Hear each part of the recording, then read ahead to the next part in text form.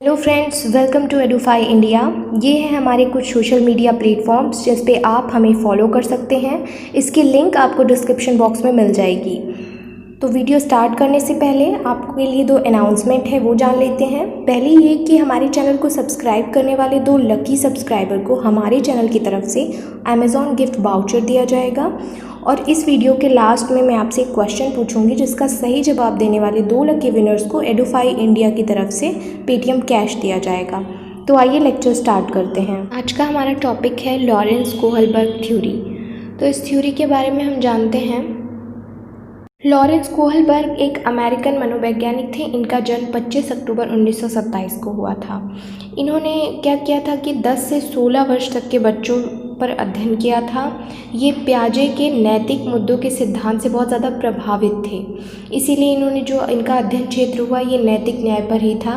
और इन्होंने क्या किया कि पियाजे के सिद्धांत को और उसमें कुछ चेंजेस किए, उसको और विस्तार दिया।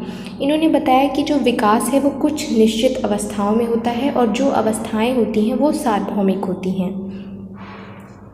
कोहलबर्ग के अनुसार ये जो नैतिक विकास की 3 मुख्य स्तर होते हैं और इनका क्रम निश्चित होता है तथा प्रत्येक स्तर की 2 अवस्थाएं होती हैं, अर्थात कुल 6 अवस्थाएं होती हैं।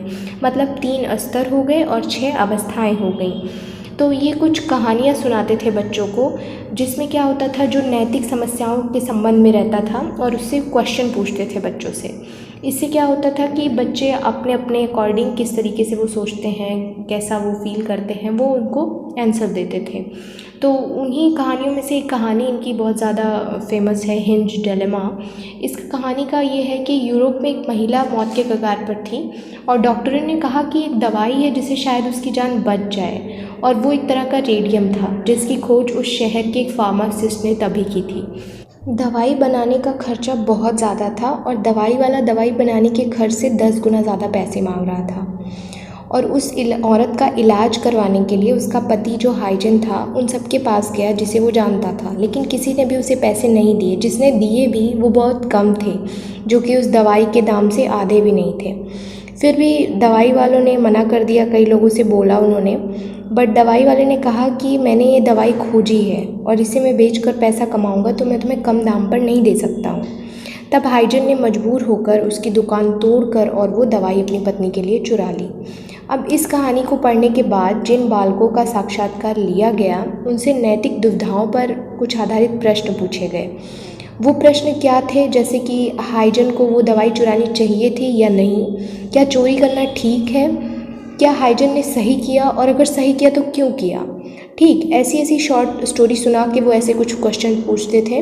तो इन्हीं क्वेश्चंस के अकॉर्डिंग वो जो रिज़ल्ट उनको मिलता था उसका एनालिसिस करते थे और वो देखते थे कि व्यक्ति में नैतिक विकास कैसे होता है, या क्या किस तरीके से बच्चा एक सोचता है। व्यक्ति में नैतिक विकास की इन्होंने 3 स्तरों को बताया, जिसमें जो है 6 अवस्थाएं, मतलब एक स्तर पर 2-2 अवस्थाएं हैं। ठीक, इनका सबसे इम्पॉर्टेंट टर्म क्या था कि सभी व्यक्तियों में ये अवस्थाएं जो हैं वो एक ही उम्र में नहीं होती हैं और ना ही व्यक्ति एक अवस्था को छोड़कर दूसरी अवस्था में जा सकता है। ठीक, तो ये सबसे इम्पॉर्टेंट टर्म इनका था। अब इन्होंने क्या कहा कि जब बालकों को नैतिक संघर्षों का सामना करना पड़ता है तो उनकी तार्किकता अधिक महत्वपूर्ण हो जाती है, ना कि उनका अंतिम निर्णय। बालक अपनी विकास की अवस्था में 3 स्तरों से गुजरकर अपनी नैतिक तार्किकता को विकसित करता है। और इनकी जो स्टेजेस थी वो स्टार्ट हो गई हैं अब, कि इनके जो लेवल और जो स्टेजेस थे। पहला जो इनका स्तर है वो है प्राक रूढ़िगत नैतिकता का स्तर, जिसकी एज बताई गई है 4 से लेकर 10 वर्ष। इसमें क्या होता है, इस स्तर पर बालकों की जो नैतिक तर्कड़ा होती है वो दूसरों के मानकों पर आधारित होती है, राइट। और इस स्तर पर क्या सही है क्या गलत, इसके बारे में बच्चा बाहर से जो सजा और उसके लिए उसे उपहार मिलते हैं उस पर ये डिपेंड होता है। इस स्तर के अंतर्गत हमारी पहली अवस्था है दंड एवं आज्ञाकारिता उन्मुक्ता।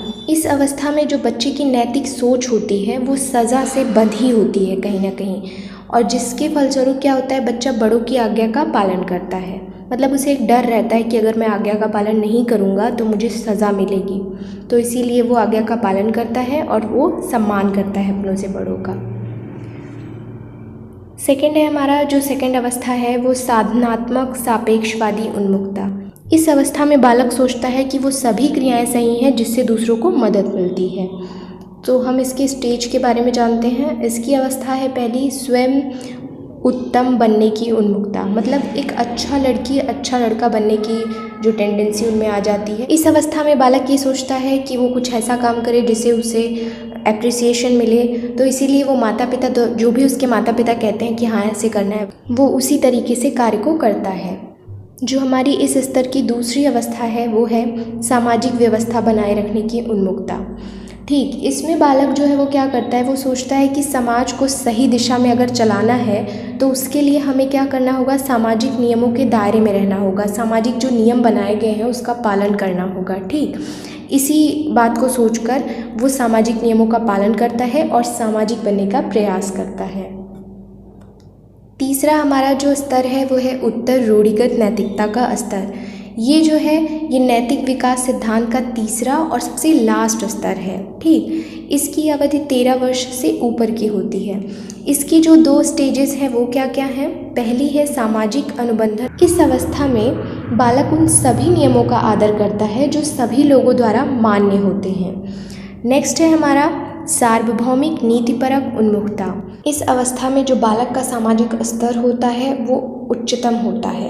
इसमें बालक क्या करता है, वो दूसरों के विचारों से स्वतंत्र होकर, मतलब दूसरे क्या कहेंगे या जो सब लोग कर रहे हैं, समाज का जो नियम है उससे अलग हटकर उसे जो सही लगता है उसके अकॉर्डिंग वो अपना निर्णय लेता है।